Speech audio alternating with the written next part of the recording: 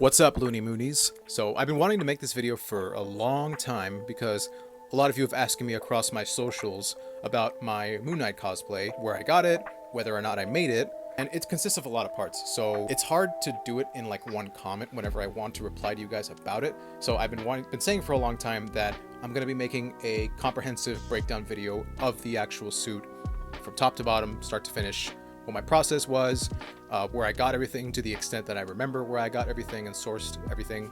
So this is going to be that. So starting with the base suit. The base suit, I got it from AliExpress. It's much like the ones that you can find like maybe on websites like Sim Cosplay or Pro Cosplay, if you've ever come across them when searching for a particular cosplay. I tend to find them just as good of a value on AliExpress whenever I do want to find those brand costumes, or at least ones that are most popularized by those makers, since they tend to overlap.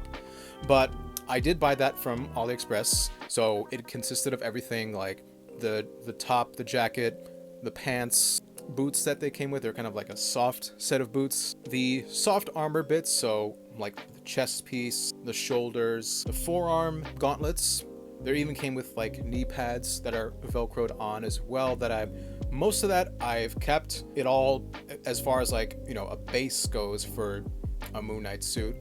Fantastic. Still serving me since I've gotten that base suit in 2022 and now it's 2025. So through those 3 years, held on great. Works for me as far as like a base to build upon that, which I did over time. The only thing I did have to replace eventually was the top jacket because of the wear and tear, which is kind of inevitable. So it's a fairly thin cottony fabric, so of course, you know, with enough wears and moving around, stretching and whatnot, there, you know, maybe some tears here and there. So that's the only thing I've had to replace on that suit so far. But otherwise, phenomenal base. I recommend it. If it is still available, you can definitely try to search it.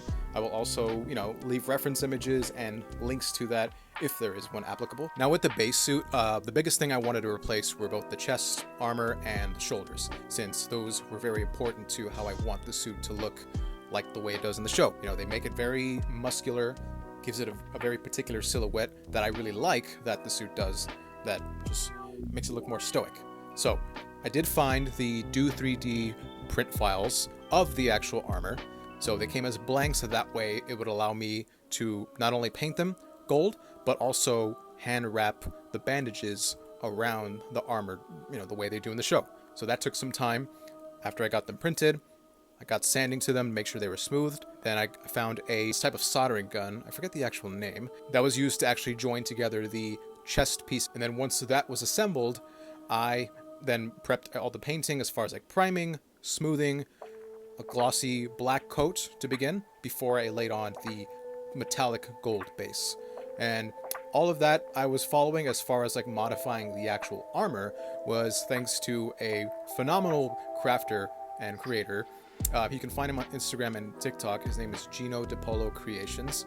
He works a lot with building 3D props that he does from scratch himself. He had a tutorial on the Moon Knight armor, which was very helpful by the time I wanted to actually take a crack on my own. So all of his tips guided me pretty much all the way through with that process. So thanks to him. I will link his social there in case you want to check him out. I highly recommend it.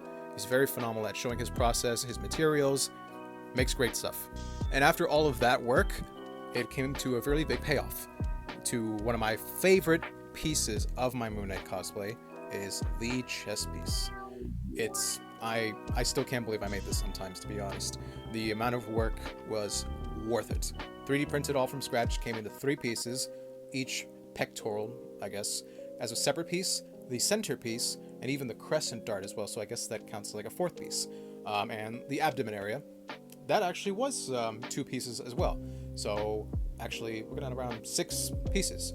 So 2 pectorals, 2 ab pieces, the center piece and the crescent there, and then getting to paint all of that gold, a very satisfying, you know, glimmer, shimmer, whichever word it is, shimmer, I'm pretty sure, that you get once it's completed, especially, you know, just the way that light hits just right. It's a very satisfying outcome. Again, thanks to Gino DiPolo's tips on painting and assembling. And likewise, the best part was getting to actually hand wrap the bandages around here that you can kind of see if it focuses. So each bandage, I, as best as I could, wanted to go based off of the way it does look in the show. So, of course, with my many reference pictures, I looked at each pattern, the way it sat, to make sure I really followed that to the best of my ability. And once again, very satisfying outcome. Worth the time and patience that it took to wrap each one. And then as kind of the final touch to really add a bit of depth to the way the bandages cascade over one another is a bit of weathering on the edges of the bandages. So it just takes kind of like a dark gray acrylic paint that you can get from any craft store. Just something that's not black. Obviously, you don't want it to pop out too much, but just something that gives it enough like depth and shadow, so that way, just from looking at it up close, you can see just a bit of a little more depth that it has, which again mimics a little more of the way it would look in the show. So if you're a stickler for accuracy, that's my high recommendation.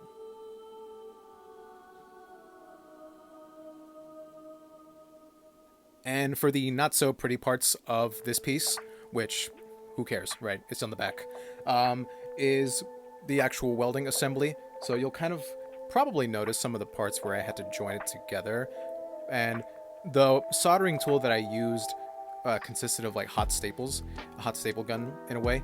So you use that to weld them together, and some of those parts might kind of poke up a bit.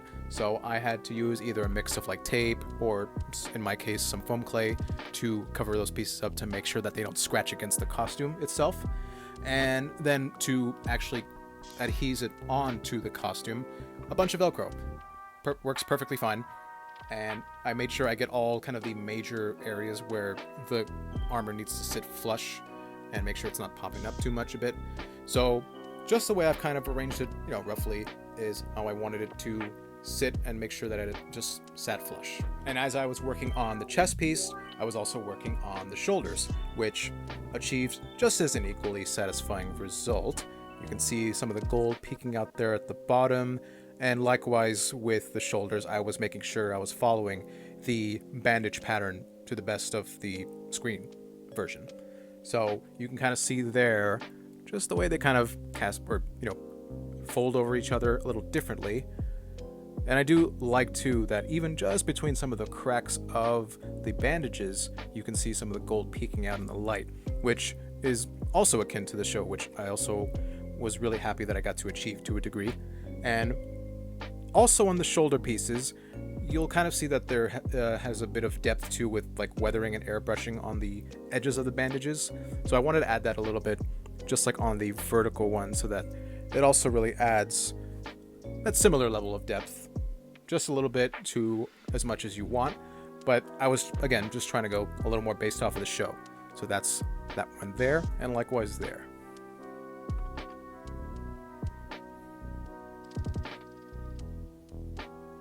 And as far as attaching those, these also consist of Velcro, though it's a little different since I not only have Velcro on the inside of the actual shoulder shell, there is also an extra little attachment here. So that actually sticks right onto the top of like the suit, kind of like closer to my neck. That way it also mimics a way it appears in the show, so that it looks just more of a bandaged appearance where everything is all as one as possible, where everything looks like it kind of mixes into one another, wraps around the entire body almost, so that way you make the shoulder look like an extension of that too. So this little extra addition is something that I kind of noticed when looking around that shoulder area of the suit. So this is something that I also wanted to add for security and also just kind of mimicking the screen use suit. So aside from the actual torso armor, one of the other things about the Moon Knight cosplay that really mattered to me the most, that I really wanted to make sure looked as cool as possible and as accurate as possible to the screen version, was the mask and the hood. The hood equally, because it has that particular hook shape that it has on the top that stays rigid throughout the show, which I really was interested in how to achieve that. So I've experimented with just using fabric, maybe with a little bit of craft foam, and eventually I stumbled across a really cool 3D file of the mask and the hood by Joe Props 3D, It's a phenomenal file. What I liked particularly, not just because of like the hood and the mask itself, the eye attachment on the mask are a little hooded. So they have like lidded eyes, very much like Oscar Isaac's eyes, which I thought was a little different than some other files that I have seen originally.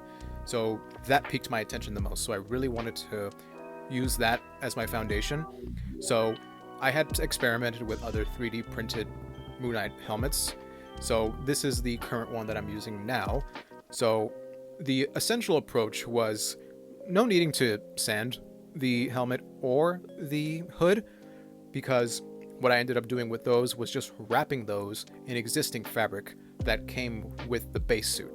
So the mask, for example, I wrapped the original mask that came with the stock suit from AliExpress around the face of that 3D printed mask. So when I acquired the 3D printed file of that Moon Knight mask and helmet, I commissioned my good friend Matt Made 13. That'll be their Instagram there. They're a good friend of mine. They make phenomenal 3D printed projects. They're also working on a very cool Iron Man suit that you should check out on their page. And here is the Moon Knight mask and hood. Also one of my favorite parts of the cosplay that came together so nicely and really gets a lot of compliments. So this iteration of the Moon Knight mask went through quite a bit of trial and error, but ultimately paid off in the end. So like I was mentioning, this consisted of a base that is 3D printed, which is the mask, and the top half of the hood itself, and fabric, both recycled from the cosplay base suit that I bought on AliExpress, and some of the fabric that I used for the cape, actually, since the cape and the hood fabric match but are a different texture than that of the rest of the suit. So then, if you look closely, you might have noticed the texture and fabric on the mask itself is the same as some of the fabric you saw wrapped around the chest and the shoulder armor and the actual suit itself. So that's where I've used some of the recycling for initially. So you'll see on the face, that is actually the base mask that came with the AliExpress suit.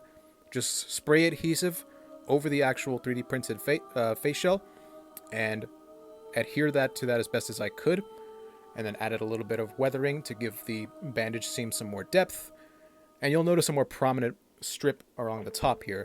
This is actually some of the recycled fabric with a piece of craft foam underneath. So that way, that also appears much more prominent, as you can kind of see. So I haven't weathered that piece of the bandage, but you can kind of see on its own, it pops out a little more, has a little more thickness to it, a little more depth, just kind of naturally. So that is kind of part of what I really wanted to use to bring that texture and that, consistency with the rest of the cosplay. And then same with the eyepiece here, which, if you haven't noticed, that is actually a separate printed piece that is attached to the mask. So this is a mix of some of the costume fabric from the AliExpress suit that is also spray adhesed onto the eye plate there. And also behind the eyes, there is some like a cheap mesh that you can get. It's like a plastic mesh. Usually you can find it on Amazon. It's either like a PC fan mesh, any sort of plastic fine mesh like that. Usually Spider-Man cosplayers use it, so this came in handy for Moon Knight for visibility, and also, just for the looks wise. Because not only does it have just white mesh with a bit of weathering around so that you can get a bit of a contrast, so it almost looks like they're lighting up. But in addition to that, I did install lights inside this mask as well. So that way, maybe for night shoots or just for, making it look a little more cooler, that it pops out a little more. And now this is the mask lit up. So that was a bit tricky. Also a lot of trial and error, probably the most in terms of making sure the battery box fit inside the mask comfortably. Thankfully, the mask itself is scaled up a little larger. That way I have some extra room, which allowed me inadvertently to have the battery box fit in there. So it's taped in there, or with like a adhesive Velcro, so that way I can detach it if I need to. And that way also the lights, the LEDs, are just attached onto the top sides of the lens inside, so that way they can kind of beam out and not look too obvious that there are light bulbs behind there. But it gives it a really cool look to it, whether it's lit up or not. But this just makes it pop more. And for the hood as well, So, as I was mentioning, the top half is 3D printed up to this point. And then everything past that is fabric, which is also recycled from the cape that I used. The cape, a Target curtain that I found. I tried to screen match it as close as possible to the screen version. So I found this like kind of rustic gray textured curtain that I ended up just cutting up. My girlfriend helped me sew the cape. I recycled some of that fabric to spray adhesive onto the 3D printed hood. And as I was mentioning, you know, you got that particular arched shape, that little hook, that little point there, that really matters to me as far as like getting that look down whenever you look at Moon Knight from the side here especially. It's really cool. It really just kind of sells the look overall. So I'm really happy with how this came out overall. As far as keeping the mask on, there's a few things that I've had to play around with. The biggest thing that has helped me right now is a long strip of elastic and some Velcro, so that way I can just stick it on, pop it on when I need to. And then additionally, for the longest time, I had been battling with kind of making sure there isn't like a neck gap on between the mask and the costume so you don't see my neck too much. So I found out by playing around with some extra scraps of fabric from the original suit, made a little neck seal. I basically just took like 1-inch wide strips of the fabric and kind of cascaded them over another and then hot glued them all together. So that's what you'll kind of see there. I've also weathered that a bit to give it a bit of depth and more consistency with the way the rest of the costume looks. And I've also added like a Velcro enclosure on the back, so that way it kind of cinches around my neck a bit, gives it a little more of a fitted look. That way you get this result, more or less. And it's worked out great. It's completely fixed the neck gap problem, which usually tends to pop up if you don't already have something that'll reach and connect between the suit and the mask. So that's my little fix right there for this. Now let's talk the shoes. So one of my, again, other favorite. It's hard to pick a favorite part of this cosplay, but it's just another one of those things that helps complete the look for me personally, is the boots. So it's been a while since I had actually seen someone produce as close as it gets to screen accurate Moon Knight boots. I mean, this is basically ripped straight out of the series. So these boots were made by Tilly Effects. You can find him on Instagram or Facebook. He's a wonderful boot creator. He makes a lot of superhero boots. That's essentially his specialty. But they nailed it with these Moon Knight boots here. So they have a Velcro enclosure, as you'll see, just as they are in the series. And I'm really happy that someone actually nailed not only the look, but also the way they are taken on and off. So not just a zipper on the back or anything like that, but just truly accurate. These boots did not come weathered. They came just in a plain white boot. And they are made of leather too, by the way, so they're a solid boot. They're going to last you. They're actually very comfortable. I've walked with them plenty of times. I actually, if you haven't already seen my TikToks and any of my other posts, I did a pride walk in these. Completely comfortable. I can walk in them all day. I can wear them casually if I wanted to too. So, when I got these boots, they came in plain white. So, I was tasked to weather these boots as close as possible to the screen version. That was a bit of trial and error at first. What ended up working for me the most to get this particular weathered look after the plain white was a mix of water and black leather paint. So I essentially get a little bowl, fill it up with some water, put just a dab of black leather paint in that, and just with like a napkin or like a cloth, you dip that in there and you just start rubbing it on the boot itself. Just as if you're just kind of giving it like a black wash, essentially. That's what you're going to give along the entire boot. Just as simple as that, really. You just want to, do a very small amount of the actual black leather paint, so that way you don't darken it too much. But this is as best as I could do as far as getting a more screen accurate, dirty look as it is.